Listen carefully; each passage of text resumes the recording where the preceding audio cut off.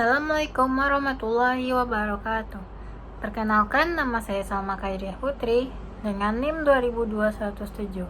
Saya berasal dari jurusan Administrasi Pendidikan, Fakultas Ilmu Pendidikan, Universitas Negeri Padang. Nah, pada kesempatan kali ini kita masuk pada mata kuliah Administrasi dan Supervisi. Untuk materi kali ini saya akan membahas mengenai administrasi hubungan sekolah dan masyarakat, atau bisa disingkat dengan Husemas. Sekolah sebagai lembaga pendidikan yang berada di tengah masyarakat sebenarnya tidak akan pernah bisa berdiri sendiri, karena bagaimanapun di sekolah butuh masyarakat, dan sekolah berada di tengah-tengah masyarakat. Perlu dukungan dari masyarakat dan lingkungan, yang artinya perlu kerjasama di antara masyarakat dengan orang tua, perlu kerjasama yang luar biasa, saling pemahaman di antara kedua belah pihak terkait dengan berbagai program pendidikan. Berbagai hal yang dilakukan oleh sekolah untuk mendapatkan pemahaman sekaligus dukungan moral dan material dari masyarakat. Bahkan masyarakat menjadi bagian sentral yang ada di dalam kawasan lingkungan pendidikan itu, yang artinya adalah orang tua siswa mustahil bagi sekolah bisa melepaskan diri dari ikatan batin dengan masyarakat. Administrasi hubungan sekolah dan masyarakat artinya sekolah tidak bisa berdiri sendiri, yang membuat program sendiri, melakukan dan menganalisis serta menjalankannya. Butuh support dan dukungan dari masyarakat di lingkungannya. Administrasi hubungan sekolah dan masyarakat ini merupakan kegiatan pengelolaan dalam menciptakan hubungan sekolah antara hubungan kedua belah pihak, antara sekolah dengan masyarakat. Namanya juga hubungan antara dua bagian, muncul satu pengertian yang sama. Hubungannya tentu saja pokoknya baik dan harmonis antara masyarakat dengan sekolah, sehingga kedua belah pihak memiliki pandangan, pengertian, pemahaman yang sama, sehingga ketika satu pihak melakukan sebuah program, dia akan memahami bahkan mendukung. Tidak hanya bentuknya moral, tapi kadang-kadang bisa juga dengan dukungan material. Konsep ini yang sebenarnya harus diluruskan dalam pelaksanaan kegiatan proses pendidikan di setiap satuan pendidikan yang ada di sekolah. Maka di perguruan tinggi ada kerjasama yang didesain dan direncanakan oleh sekolah sebagai lembaga, sebagai organisasi yang berada di tengah-tengah masyarakat. Nah, mengikut sertakan mereka dalam setiap kebijakan dalam berbagai hal yang sebenarnya butuh dukungan dan juga support. Nah, sekarang kita coba lihat tujuan dilakukannya hubungan sekolah dan masyarakat ini. Yang pertama, untuk mengembangkan tingkat pemahaman dan pengertian tentang tujuan pendidikan yang ada di sekolah, saling mengingatkan, saling berinteraksi untuk membangun proses pendidikan itu untuk si anak, jadi mereka pun terlibat secara batin. Orang tua adalah bagian masyarakat.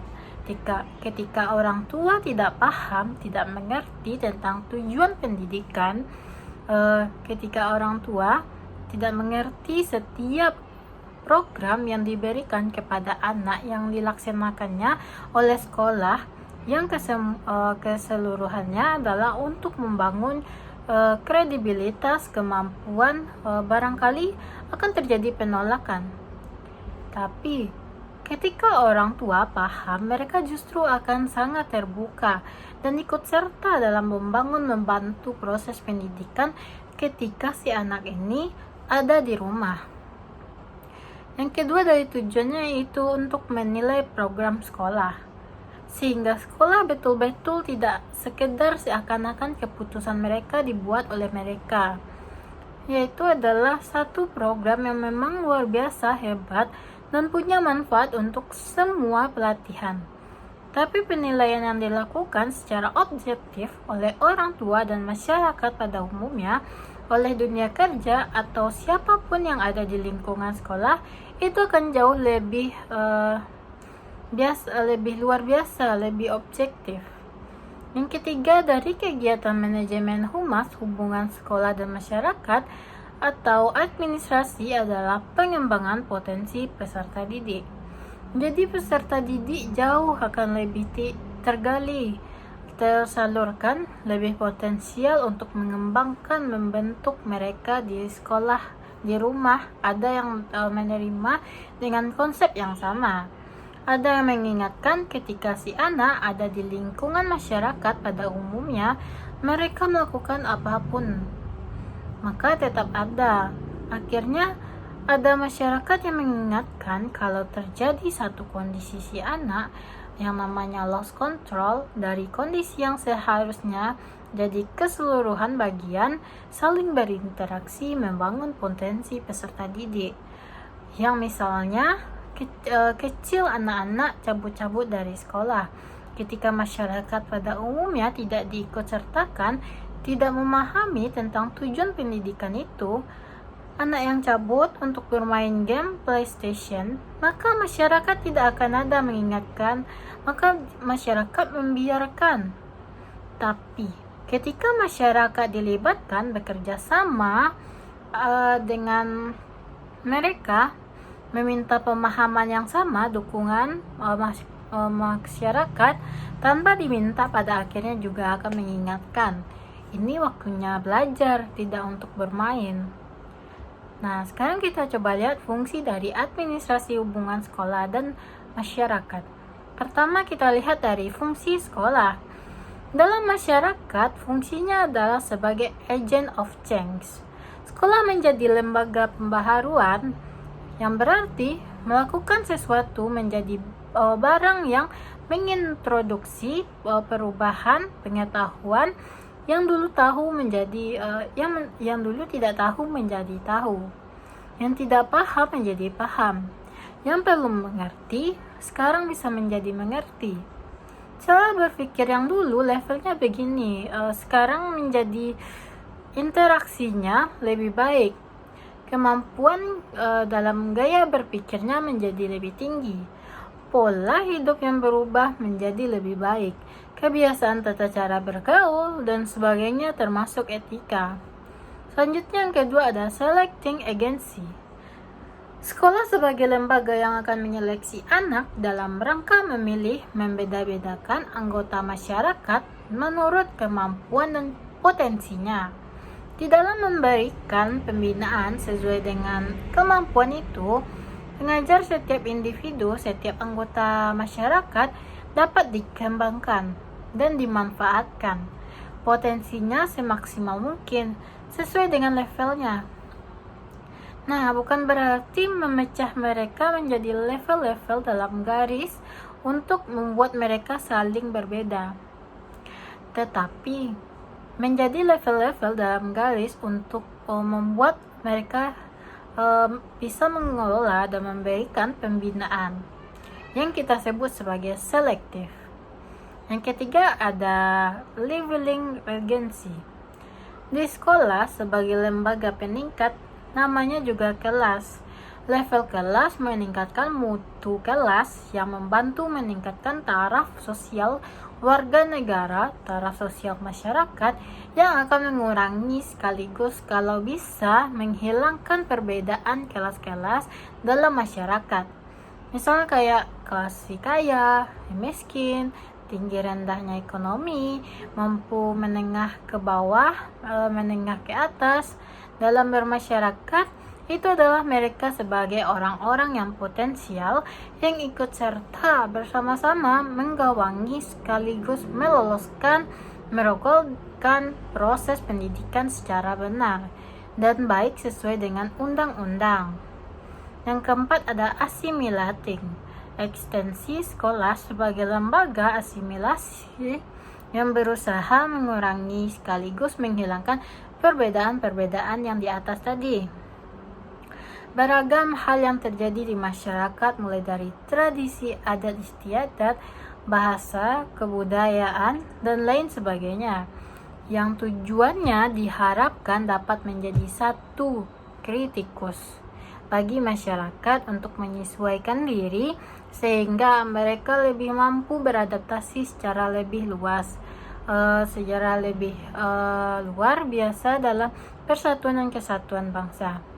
Jadi tidak terpecah-pecah, dan itu salah satu fungsi dari sekolah di Indonesia. Fungsi masyarakat dalam pendidikan di sekolah pada prinsipnya adalah satu lembaga, satu proses yang berasal dari dan untuk masyarakat, yaitu merupakan lembaga sosial yang diselenggarakan dimiliki oleh masyarakat baik secara langsung ataupun tidak. Dan itu harus kita yakini, itu sekolah pada prinsipnya merupakan satu bagian atau komponen dari secara keseluruhan sistem kehidupan di masyarakat. Sekarang kita lihat di sekolah itu terdiri dari 3 bagian input, proses, output.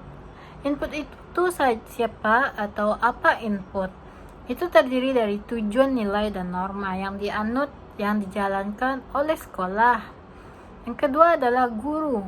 Yang ketiga adalah siswa atau peserta didik. Yang keempat adalah fasilitas, dan iklim adalah biaya. Itu input semuanya menjadi input di sekolah, sementara sekolah itu sendiri adalah proses. Proses itu semuanya digodok dalam proses pembelajaran selama periode tertentu. Jadi seluruh input itu akan digodok dalam satu proses yang panjang, yang pada akhirnya akan melahirkan output itu, yang adalah lulusan atau berupa main power untuk membangun masyarakat menjadikan manusia-manusia yang sesungguhnya dalam keseluruhan sistem itu masyarakat. Dan juga bisa diartikan sebagai yang pertama, masyarakat berfungsi sebagai sumber atau supplier. Bagaimana harapan masyarakat terhadap sekolah yang menyediakan peserta didik, guru, sarana dan prasarana, atau penyelenggaraan sekolah.